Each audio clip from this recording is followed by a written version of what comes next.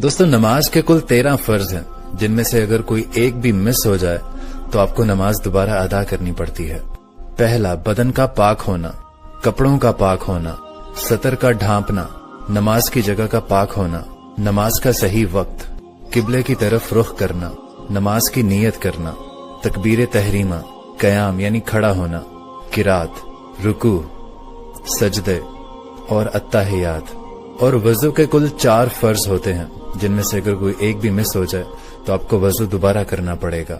3 बार चेहरे को धोना, 3 बार हाथों को कोहनियों तक धोना, सर का मसाह करना, 3 बार पांव को टखनों तक धोना। और गुस्ल के 3 फर्ज होते हैं, जिनमें से एक भी मिस हो जाए तो आपको गुस्ल दोबारा करना पड़ेगा। 3 बार पानी से मुंह भरकर कूली करना, 3 बार नाक में पानी डालना और सारे जिस्म पर पानी बहाना कि आपका कोई भी बाल सूखा